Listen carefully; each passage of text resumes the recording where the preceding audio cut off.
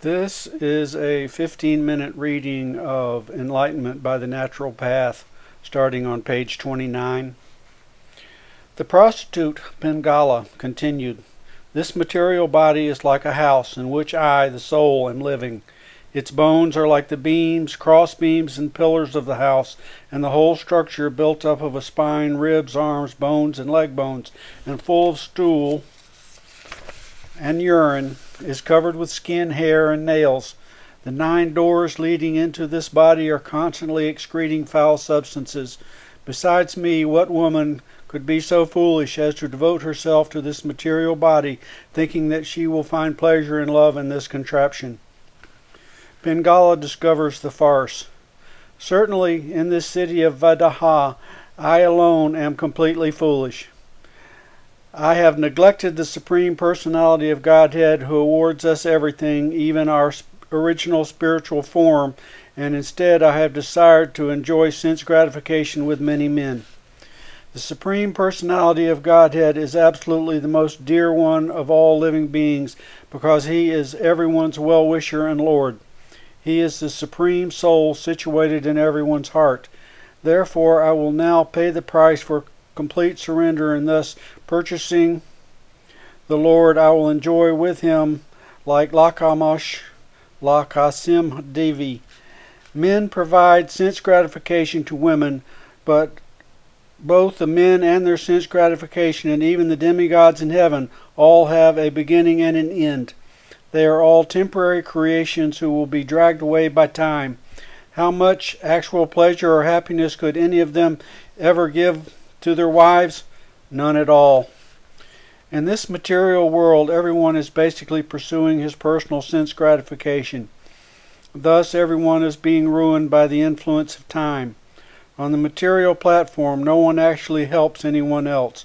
So-called material love is simply a cheating process, as the Lady Pingala is now discovering. The real meaning of existence. Pingala then said, "Although I most stubbornly hope to enjoy the material world, somehow or other detachment has arisen in my heart, and it is making me very happy.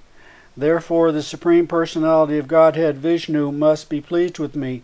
I must have unknowingly performed some activity which has pleased the Lord." A person who has developed detachment can give up the bondage of material society, friendship, and love. A person who undergoes great suffering gradually becomes detached and indifferent to the material world out of hopelessness. Thus, due to my great suffering, such detachment awoke in my heart.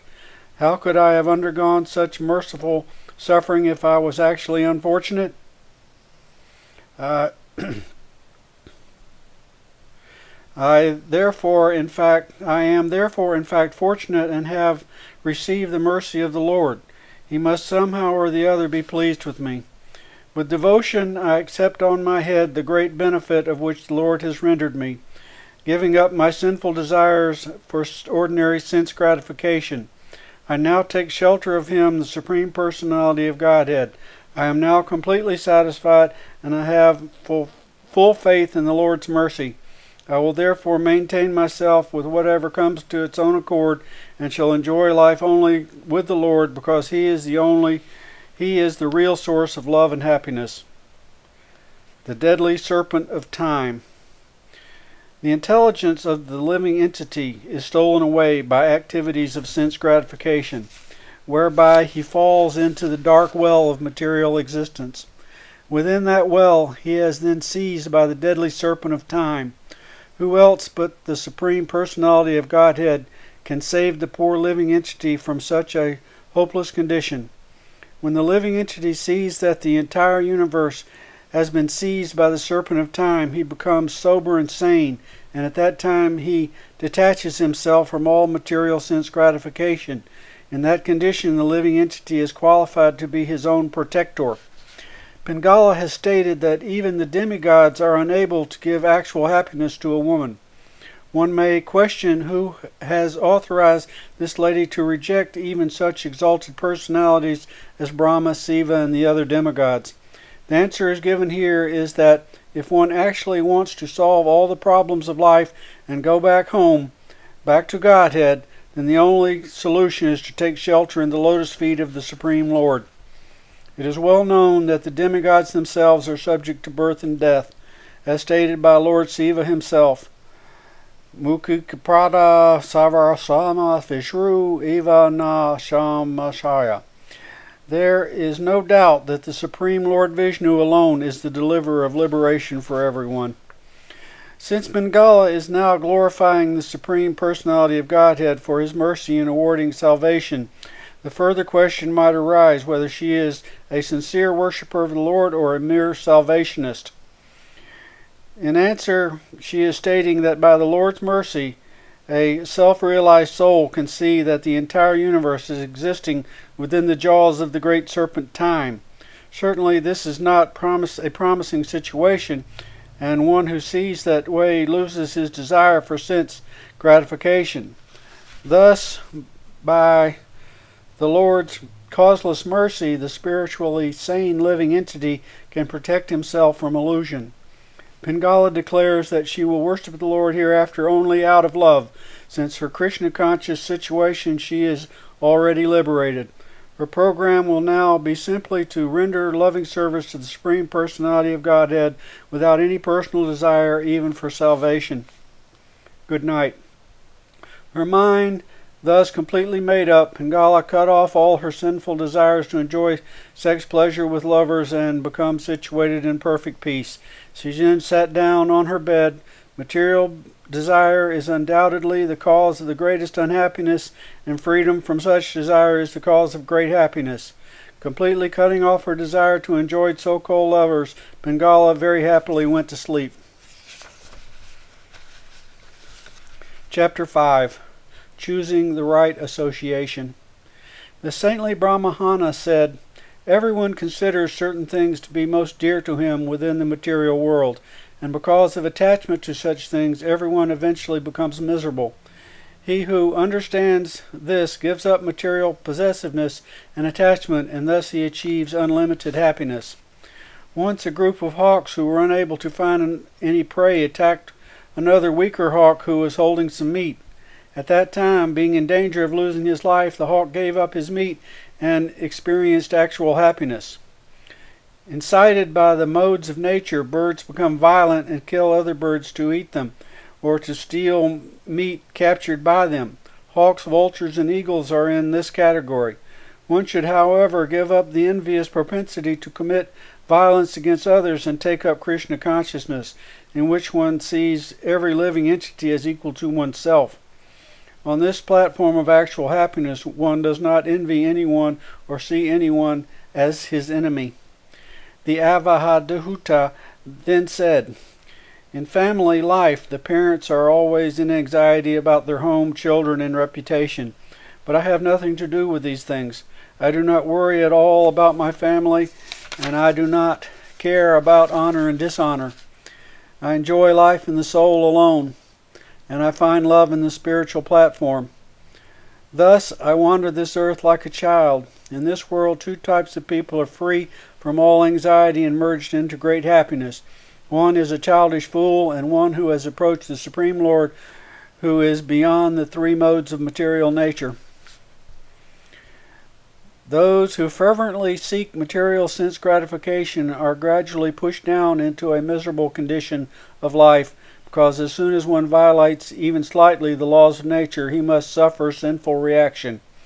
Even materially alert and ambitious persons are constantly in anxiety, and from time to time they are plunged into great misery. Those who are nonsensical, however, live in a fool's paradise, and those who have surrendered to Lord Krishna are filled with transcendental bliss. The fool and the devotee appear peaceful in the sense that both are free from the ordinary anxiety of materially ambitious person. But this does not mean that the devotee and the fool are on the same platform. The fool's peace is like the peace of a dead stone, whereas a devotee's satisfaction is based on perfect knowledge. The young girl and the bracelets. Once a marriageable young girl was alone in her house because her parents and all other relatives had gone off to another place. At that time, a few men arrived at the house, specifically desiring to marry her. She received them with hospitality, the girl went to a private place and began to make preparations so that the unexpected male guest could eat. As she was beating the rice, the conch shell bracelets on her arms were colliding and making a loud noise. The young girl feared that the men would consider her family to be poor because their daughter is busily engaged in the menial task of husking rice. Being very intelligent, the shy girl removed the shell bracelets from her arms, leaving just 2 on each wrist. But as she continued to husk the rice, the 2 bracelets on each wrist continued to collide against each other and make noise. She took 1 bracelet off each arm, and then with only one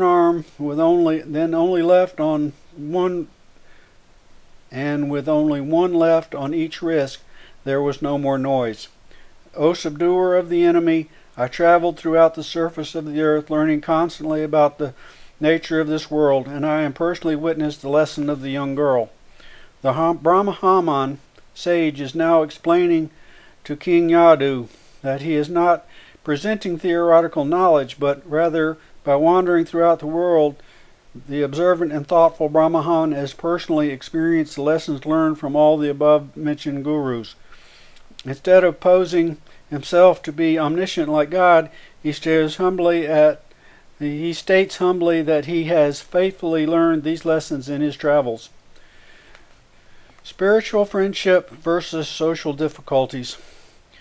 When many people live together in one place, he continued, there will undoubtedly be quarreling, and even if only 2 people live together, there will be frivolous conversation and disagreement. To avoid this conflict, therefore, one should live alone, as we learned from the bracelets of the young girl. Sarala Visvanatha Kakataravatari Takakuru has given a nice example in this regard. Because the young girl mentioned in the story did not want her suitors to reject her, she had removed her bracelets so that each wrist held one bracelet only. In the same way, the process of the jnana yoga, or spiritual advancement by philosophical speculation, demands that the speculating sage lives alone without any other association. Since jnanis have dedicated their lives to speculation, there will undoubtedly be endless argument and quarreling on technical points, if any jhanas live together. Therefore, to keep a peaceful atmosphere, they must live alone. On the other hand, just as a king's daughter who has been duly married to an aristocratic prince fulfills her duties to her husband by dressing herself attractively with innumerable ornaments and approaching him for love, similarly, the goddess of devotion, Bhakti Deva, decorates herself with the innumerable ornaments of the Vasanagas, who came together to relish the sweet sound of the holy name of the Lord. Because pure Vaishnavas do not intimately associate with non-devotees, it may be said that they reside alone, and thus they also fulfill the purpose of this verse. There cannot be any quarrel among pure Vaishnavas because they are on the real platform of desirelessness, not wanting even salvation or mystic powers, what to speak of sense gratification. Because they are all devotees of Krishna, they may freely associate with one another for glorifying the Lord, as stated in Srimad Bhagavad Gita.